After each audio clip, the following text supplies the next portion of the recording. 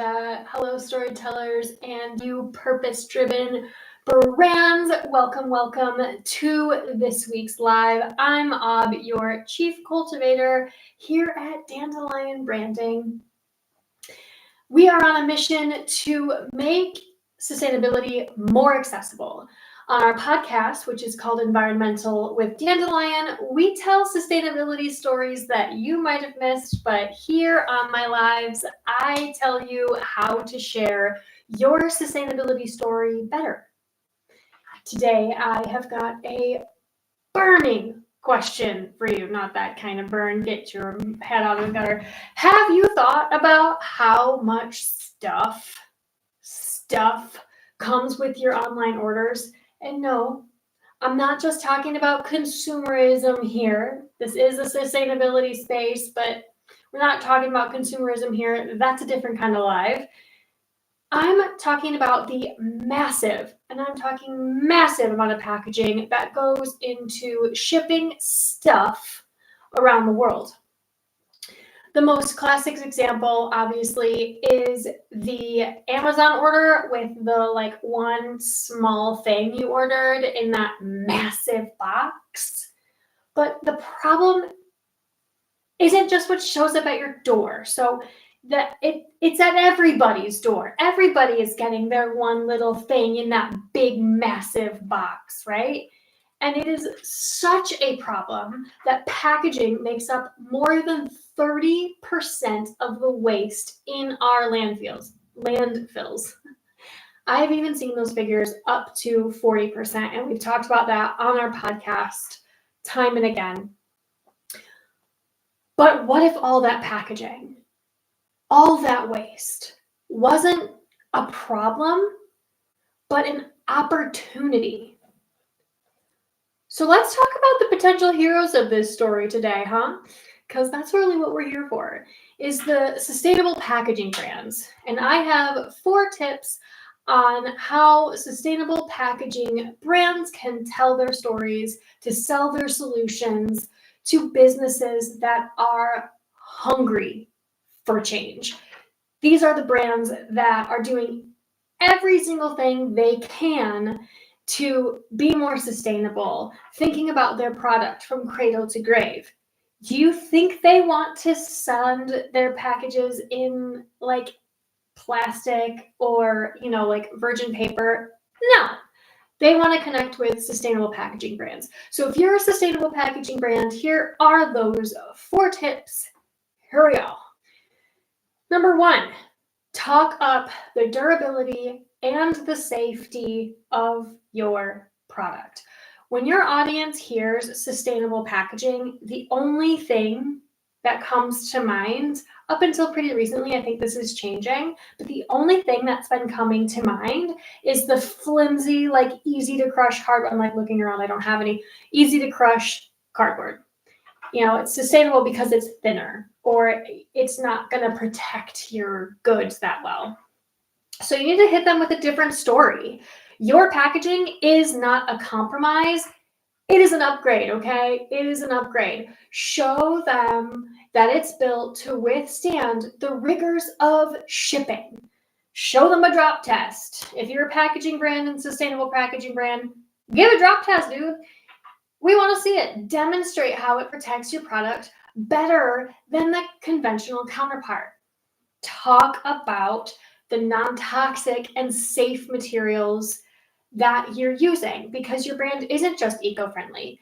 It's also a guardian for the product inside and for the customer's health, because your product isn't going to be touching nasty packaging waste. A company that does this really, really well is Magical Mushroom Company. And no, not that kind of magical mushrooms. No, this is the Magical Mushroom Company. Give them a Google. These folks are brilliant. I make sure to check in with them at every Reset Connect, because I really love the work they're doing. They're actually replacing styrofoam with packaging that is grown from mycelium, the root structure, I guess you could call it root structure of mushrooms. So not only mycelium is not the root structure of mushrooms, but it's just easier. Don't come for me. Okay. They don't, yeah. Anyway, not only is it strong and durable, but it's also completely compostable. It's a game changer for a product that we all know and we hate. So like, screw a bunch of styrofoam, check in with the Magical Mushroom Company if you're looking for really incredible sustainable packaging options. Okay, tip number 2, directly address customer objections. I know, it feels really awkward to bring up negative shit, but trust me, this builds trust. Yeah, trust me, it builds trust. You get those questions they're asking. You know what questions they're asking. You know what the problems are and why they don't trust you. So answer those questions before they ever even have to ask you. Is it more expensive? Is it harder to dispose of right now, or does it need a special technology to dispose of? Are there limitations to what is possible? Acknowledge these concerns and head on with data and confidence. If it's yes, share why. This proactive, transparent type of communication is an absolute key to showing that you are not hiding anything. It builds a very deep level of trust and credibility that no ad campaign or unsolicited B2B tech deck is going to build, okay? Like, we all get those emails. This does it better. A company I really love for this that we've actually had on the environmental podcast is Bezios. They are pioneering packaging made from seaweed, which is a brilliant idea. It is a truly regenerative material, and it's a stunning example of how nature-based innovation can solve massive problems. But it's a challenge to develop. Like, it's hard to work with seaweed, and they're honest about what they can and can't do with their packaging right now. They're honest, especially where the challenges are with liquid and seaweed. It could be challenging, and they're sharing their whole journey with that. Really nice work, Bezios. Love you. Tip number 3. I know I go through these, so I should figure out a better one. Anyway, tip number 3. Share the end of life story of your packaging. And this is where you get to be a true sustainability storyteller. Don't just come up and be like, it's recyclable. Show it. Is it compostable? Show the packaging breaking down in a home compost bin or a pile. Is it biodegradable? Explain what that means in a very simple and tangible way for the companies to trust you. Another piece of this is that end-of-life instructions should absolutely be printed really clearly on the packaging itself. And this isn't just about a brand's values. It's about providing the customer with clear, actionable steps to participate in yours and the companies you're working with sustainable mission. And for brands using your sustainable packaging solution, this needs to be a non-negotiable. And they should love that about your brand. If you show up and you say, I'm going to sell you my sustainable packaging, it's better than everybody else's, it's safer than everybody else's out there, and maybe it's a better price, whatever your competitive edge is, do it. But you need to put end of life information on your packaging, or it's a no-go, or printing it on there. Sustainable brands are going to be like, damn, respect. We're gonna respect that. Because the fact that you've even thought about the end of life for your packaging solution is a big deal. Brands that care about sustainability care about the waste they're producing in the full cycle of their product. They just do. Okay, I'm going to get off my soapbox on that one, but they really do. Okay, so tip number 4 is share the sustainability of your project. Oftentimes on these tips, I remind you that sustainability isn't the number one consideration for your audience. I show up here a lot and I say, unfortunately, don't lead with sustainability. For sustainable packaging brands, I actually am going to go against that advice. It's different with packaging.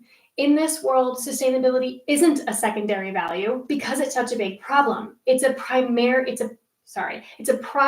search term that your audience is using.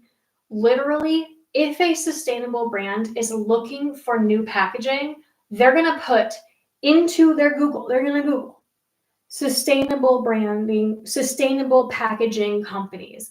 That's what they're going to start with. That's their first brutal Google. Your job is definitely not to convince them that sustainability is a good thing, but to confidently prove that your solution is the one they're searching for. This should be a huge part of your language and how you communicate what you do. A brand that does this really well is Eco-Friendly Printer. If you go to their website, it's all about how they use their packaging solutions to make the world a more sustainable place. And they don't reinvent the wheel to do it.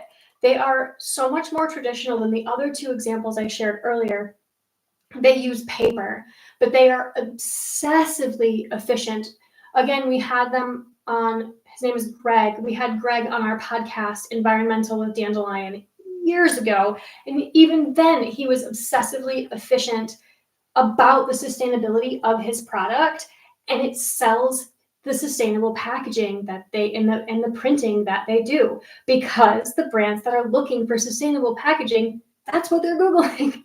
Eco-friendly packaging, eco-friendly packaging, printing, sustainability packaging. Run the gamut and make sure that you are talking about those keywords, intentions, and search terms over and over and over again.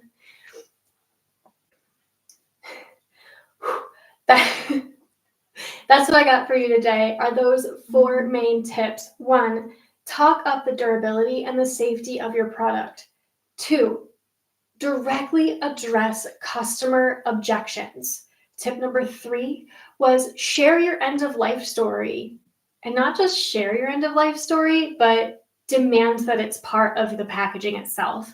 And number 4, share how sustainable your packaging solution actually is, because packaging is more than 30% of the waste in our landfills, and you are a huge and important solution provider. Your story isn't about being less bad. It's about innovation, safety, and empowerment for brands to make that transition. And when you share your story of durability and transition and a cleaner end of life for the products, you can keep a lot of trash out of the landfill. And that's a huge deal when we're talking about landfills that are like 40%. I've seen higher than 40%, but 40%, 30 to 40% on average of a landfill is packaging, and you have a solution that will break down or keep packaging out or make things more useful or that can be used again. You get to empower brands and people to take charge of changing a narrative of consumption and the waste cycle in the world. So thank you so much for the work that you're doing. And thank you for joining me today to talk about how sustainable packaging brands can operate. I'm going to take a little break, and our next session will be about nonprofits in September, because it is time to start thinking about getting donations for the end of the year and planning around that. So as always, if you want to know about a specific niche, my tips for communications in holistic marketing, please, please, please drop them in the comments. I would love to give you tips on whatever kind of niche you want in the sustainability world. And I will see you next time. Bye.